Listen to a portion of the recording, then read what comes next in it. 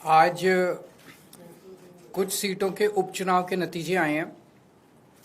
आम आदमी पार्टी 5 में से 2 सीटों के ऊपर जीती है।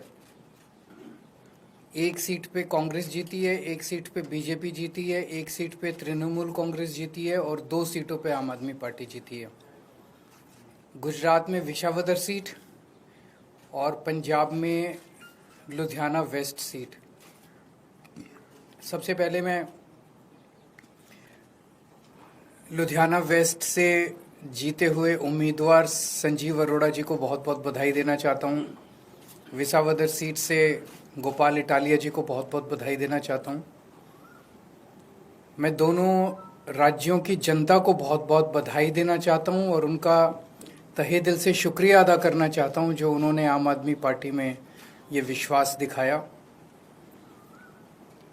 एक बड़ा इंटरेस्टिंग डेटा है कि 2022 में फरवरी में पंजाब में चुनाव हुए थे और दिसंबर में गुजरात में चुनाव हुए थे। 2022 में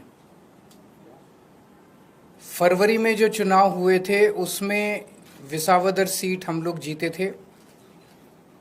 उसके बाद हमारे जो एमएलए थे वो बीजेपी में चले गए, जिसकी वजह से ये उपचुनाव हुआ। उस वक्त विसावदर की सीट पे, गुजरात की और पंजाब की लोकसभा वेस्ट की सीट पे जितने मार्जिन से हम लोग ये दोनों सीटें जीते थे 2022 में, आज उससे डबल मार्जिन से, लगभग डबल मार्जिन से ये दोनों सीटें हम लोग जीते हैं। ये एक बहुत बड़ा संकेत इस बात का है कि पंजाब में हमारी सरकार है। इसका मतलब पंजाब के अंदर लोग हमारी सरकार के काम से बहुत खुश हैं।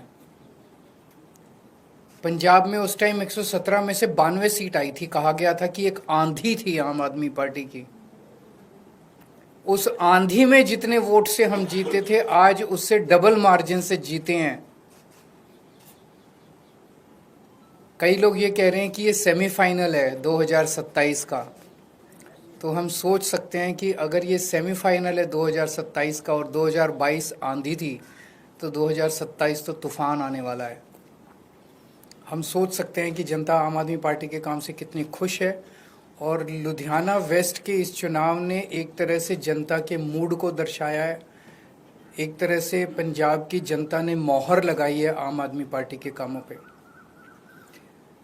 विसावदर के लोगों ने भी डबल मार्जिन से हमें जिताया है। जितने मार्जिन से उन्होंने हमें 2022 में जिताया था, उससे डबल मार्जिन से जिताया है। अक्सर कहा जाता है कि बाईपोल में रूलिंग पार्टी जो होती है वही जीतती है। गुजरात में रूलिंग पार्टी बीजेपी है और बीजेपी की तो इतनी पकड़ है शासन के ऊपर, प्रशासन के ऊपर, पुलिस के ऊपर, सारी एजेंसीज उनके पास है।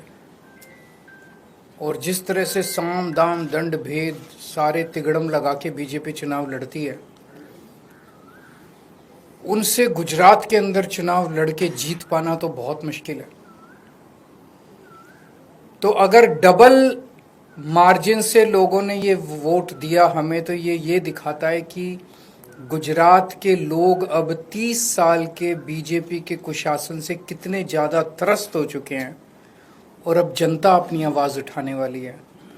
जनता ने अपनी आवाज़ उठानी शुरू कर दी है और ये दिखाता है कि आम आदमी पार्टी की पॉलिसीज़ के ऊपर और आम आदमी पार्टी ने जो पंजाब और दिल्ली में काम किया उसके ऊपर गुजरात की जनता ने भरोसा दिखाया है।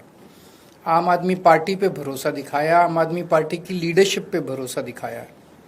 तो गुजरात में अब बीजेपी के से तंग आ चुके हैं और आम आदमी पार्टी लोगों के लिए एक उम्मीद है। 2022 के चुनाव में कांग्रेस को 17 सीट मिली थी गुजरात में, आम आदमी पार्टी को 5 सीट मिली थी। पिछले 3 साल में कांग्रेस के 5 एमएलए छोड़ के चले गए बीजेपी में। आम आदमी पार्टी का 5 में से 1 एमएलए छोड़ के गया बीजेपी में। इन 5 सीटों पे जो कांग्रेस के छोड़ के गए थे, पिछले साल चुनाव हुए थे। पांचों की पांचों सीट कांग्रेस हार गई और बीजेपी के पास चली गई। एक सीट पे जो बीजेपी ने हमारा एमएलए चोरी किया था, आज बीजेपी से हम वो सीट वापस छीन के ले आए हैं। इससे ये दिखाता है कि गुजरात के अंदर टक्कर सीधे बीजेपी और आम आदमी के पार्टी के बीच में है।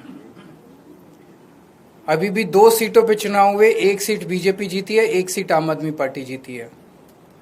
और ये दोनों जगह चुनाव कांग्रेस और बीजेपी मिलके लड़े। अब कांग्रेस का स्टेटस सभी राज्यों के अंदर एक ही रह गया है, बीजेपी के हाथ की कठपुतली बनके बीजेपी को जिताने की कोशिश करना।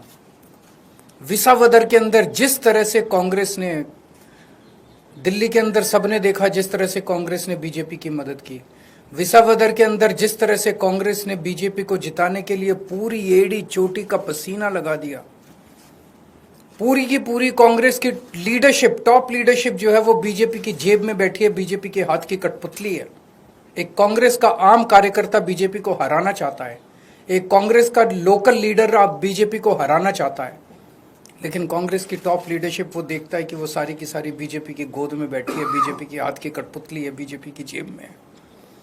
तो आज मैं इस मंच के माध्यम से कांग्रेस के आम कार्यकर्ताओं को भी कहना चाहता हूं कि कांग्रेस से उम्मीद मत करना कि वो कभी भी बीजेपी को हराएगी। उनकी बहुत कोजी रिलेशनशिप है टॉप पे। केवल और केवल आम आदमी पार्टी पूरे तन मन धन से इस देश को और राज्यों को बीजेपी से बचाने की कोशिश कर रही है। जो जो अच्छे कार्यकर्ता है कांग्रेस के, वो सब छोड़ के आम आदमी पार्टी में आ जाओ।